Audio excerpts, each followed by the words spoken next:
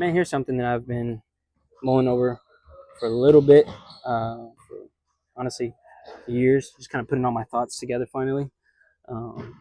And so, from my time as a skills trainer, but kind of working with a bunch, oodles and noodles of kids and athletes, and seeing where the disconnect is between skills training and body preparation. And so, when it comes to the idea of moves and learning moves, uh, and I'm all for it. Show, block out, show them how to do and to learn the repetitions of the move, right? But then there's also the other side of it where they can do the move, but in game they don't know how to do the movement of what they're being asked to do, right? And so I've heard, I've heard it to my teammates. I hear it now.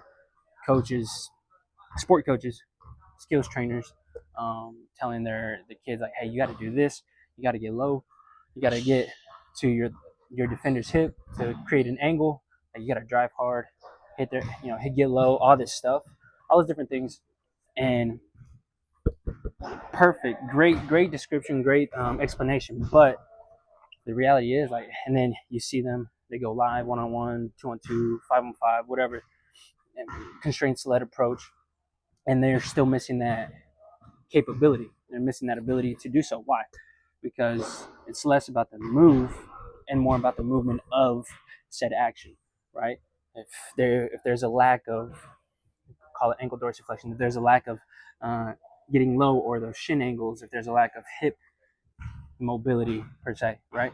It's kind of like, okay, yes, I want to get low and do all these things, but at the same time, my body physically can't get to those positions. And so just thinking and having a conversation with a coach, uh, performance coach recently, we were just talking about kind of the same thing, just like learning, like building the building blocks of movement within the moves that are necessary for sport, but also I want to take this a step further, in the moves or the movement that comes with the benefits of cognitive development, coordination, rhythm, uh, just body awareness, spatial awareness, kinesthetic awareness, and that's just for everybody all around. Let alone athletes who are crashing into each other, whether on the football field or on the court or whatever, are bumping and getting hit on the way up to the hoop, on the way to grab a ball, on the way to catch, whatever.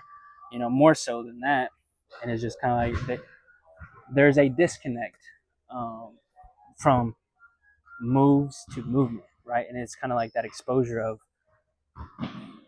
how do we get those kids? How do we get these individuals?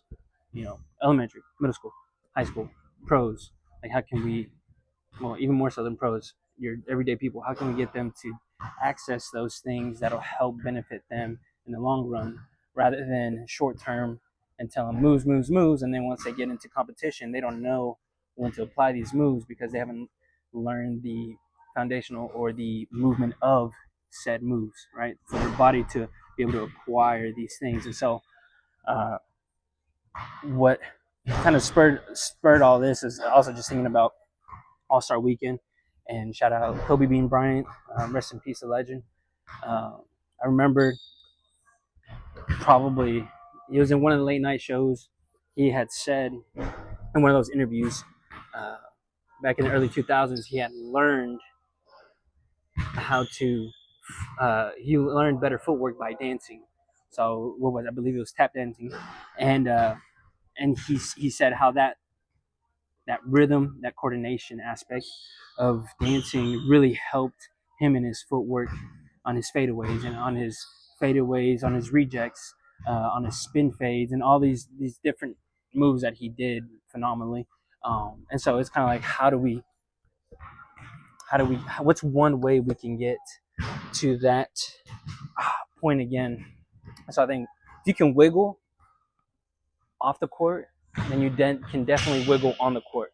But I haven't seen that in vice versa, where if you can wiggle on the court, off the court, what I've seen and noticed working with variety of different sports, they often can't wiggle, whether in the weight room or on the turf or whatever, doing jumps or all these different things. So one of the main things that I want to start connecting and applying and providing, and this is something that I do with some of my middle school trainees, is now I'm getting to whether it's warm up or cool downs or towards the end of the session, where we put on a song, listen for the beat, rock out, and kind of get to business. Always dribbling on the beat, whether it's a float, whether it's a short and choppy, pop, pop, pop, whatever it is, kind of get that rhythm going, kind of flow with it. So let's check it out. So I have to know, how do you see dance and other art forms and athletics in alignment with one another? Well, there was a year I played Indiana Pacers in the finals. I rolled my ankle really bad. Jalen Rose stepped under me on purpose.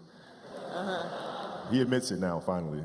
Rolled my ankle really, really bad. I came back, finished the series, but I couldn't touch a basketball until mid-September, which was driving me crazy, so I couldn't train. But I looked at, this was like the 10th time I rolled my ankle in one season. So I'm looking at that and I'm saying, okay, I gotta address that. And so being that I couldn't get on the basketball court, what I did was I took tap dancing lessons. Okay. No kidding. I took tap, and tap was like the best training for me in the world because it strengthened my feet, it changed my rhythm and my approach to the game. I was able to change speeds when I came back the following season. You know, I think dancers put way more strain on their body than athletes do. And I think there's a lot that can be learned from that. My daughter took ballet for several years, and I would sit there in the class, right? And I didn't know what I was getting into because I don't know anything about ballet, right? But I'm sitting there in the class, and I'm watching her get the first position, the second position. I'm learning the structure and the rules that go along with that. And as athletes, there's a lot to be learned from that.